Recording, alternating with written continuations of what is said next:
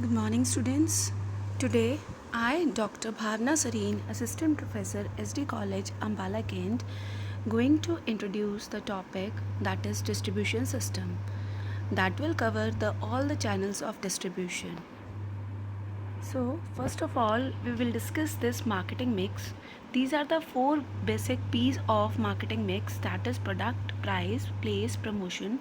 We have 7 P's of marketing mix. Here we have covered only 4 P's, that is product, price, place, promotion. So, this is our distribution system. A distribution channel is the route through which goods or services move from the company to the customer, or the transfer of payment happens from the customer to the company. So basically, distribution means the process by which we can make the goods or the services available to the end consumer. So this is the only channel by which goods can be transferred from the manufacturing place to the consumer place. These channels can mean selling of products directly or selling through wholesalers, retailers, etc. Basically, wholesalers and retailers are the channels in distribution. The same applies for the payment transfer from customers to company. It can move through a path or can be sent directly to the company. It is the process of making a product or service available for the consumer or business user who needs it. This can be done directly by the producer or service provider, or using indirect channels with distribution of intermediaries. The other 3 elements are product, pricing, promotion. Decisions about distribution need to be taken in line with the company's overall strategic vision and mission.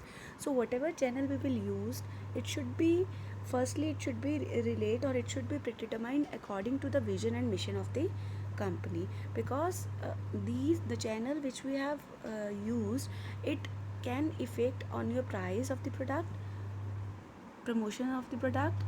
So distribution channel we have to use carefully. This is the definition of distribution given by William J. Stanton. A channel of distribution for a product is the route taken by the title to the goods as they move from the producer to the ultimate consumer or industrial user. So, distribution channel basically gives a path or a route from the manufacturer place to the ultimate consumer's place. So here we will cover 4 main strategies of distribution, that are mass distribution, selective distribution, exclusive distribution, push and pull strategy distribution. So first, what is mass distribution?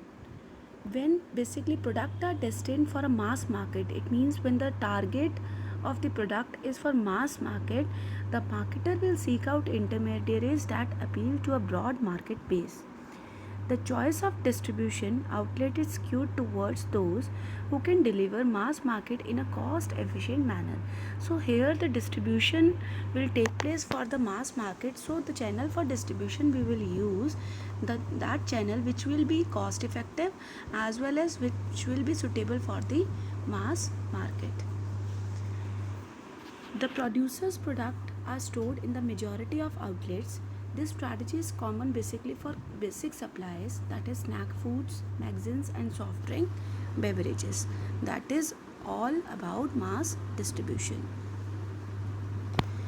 Next is selective distribution. As its name suggests, a manufacturer may choose to restrict the number of outlets handling a product. It means manufacturer will select the few number of outlets for his product. For example, a manufacturer of premium electrical goods may choose to deal with department stores and independent outlets that can provide added value service level required to support the product. So for example, sole orthopedic sandals, that is only sell their product through pharmacies, and the producer relies on a few intermediaries to carry their product. So for this, under this type of selective distribution, the producer or the manufacturer will select a selective channel to sell his product. Next comes to exclusive distribution. Under this, a manufacturer chooses to deal with one intermediary or one type of intermediary. It is having an advantage that the manufacturer retains greater control over the distribution process, because it is a exclusive distribution, and here the manufacturer will select only one intermediary, so he is having the full control over the channel of distribution. It occurs where the seller agrees to allow a single retailer the right to sell the manufacturer's product. In exclusive arrangement, the distributor is expected to work closely with the manufacturer and add value to the product through service level, after sales care, or client support services. This is basically include luxury goods retailers such as Gucci. This was all about exclusive distribution. Next is push versus pull strategy. As the name suggests, push means we have to push someone. So in this, the consumer market, another key strategic level of decision whether to push or a pull strategy. In a push strategy, as the name suggests, we have to push the consumers. The marketer uses intensive advertisements, incentives aimed at distributors, especially retailers and wholesalers, with the expectation that they will stock the product or brand, that the consumer will purchase it when they see it in the stores.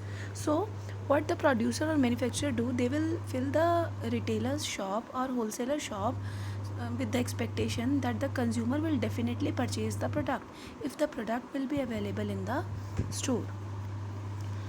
In contrast, in a pull strategy, the marketer promotes the product directly to the consumer, hoping that they will pressure retailers to stock the product or brand, thereby pulling it through the distribution channel.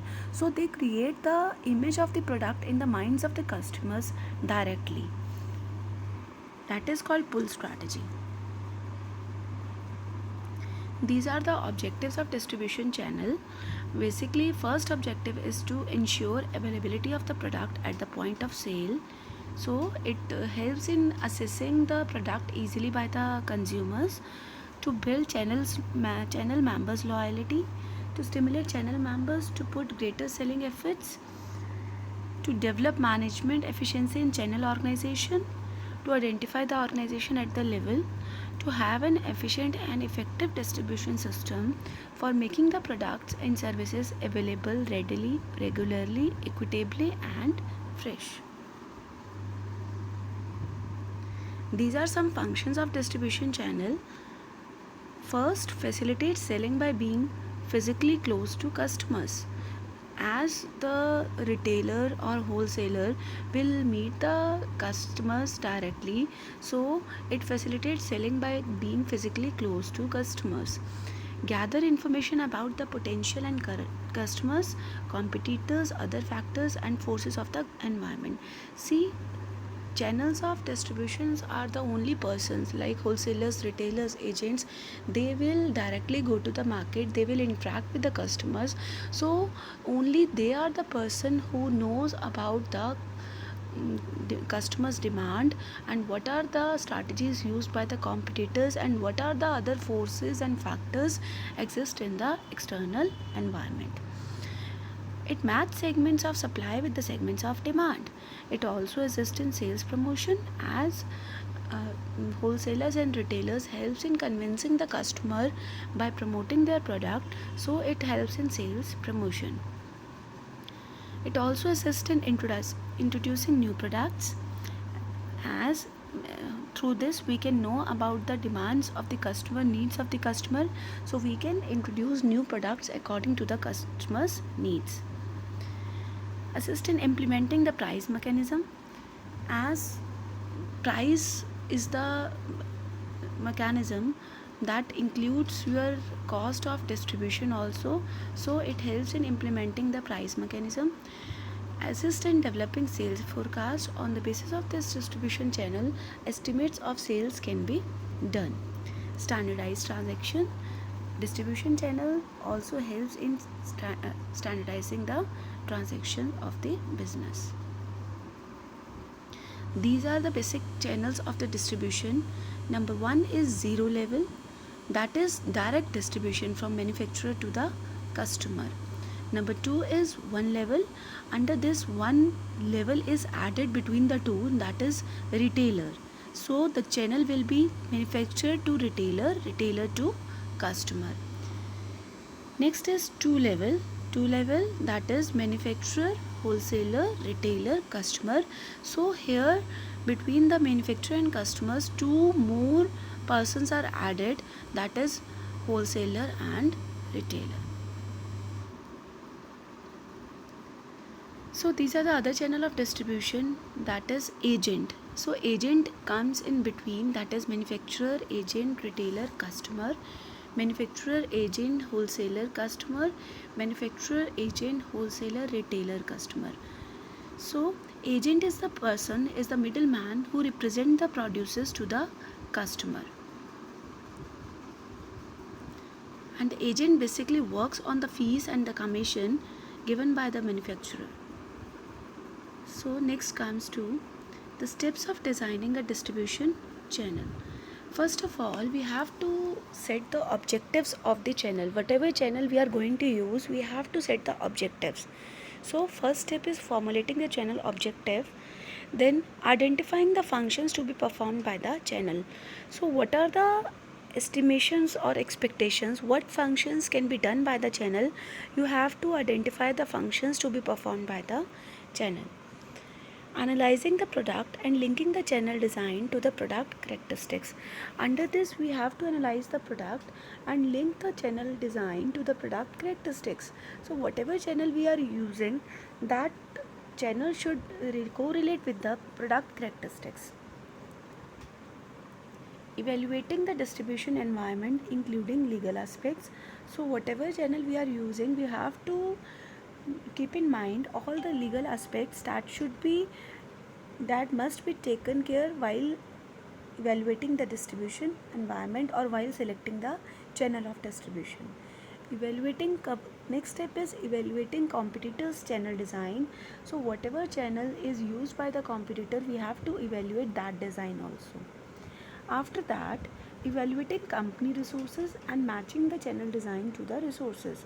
We have to identify what are the resources available with the company and match the channel design to that resources, whether we are having the strength or weaknesses. Last one is generating alternative designs, evaluating them and selecting the one that suits the firm best. So we have number of alternatives for the distribution channel, so we have to evaluate each and every alternative and select the best one that suits the firm's best. So here we end up with the conclusion. The decision you will take about your distribution channel will affect your pricing, products and relationship with the intermediaries and your customers. Intermediaries are wholesalers and retailers. Make sure you take your time and carefully think over your strategy in advance.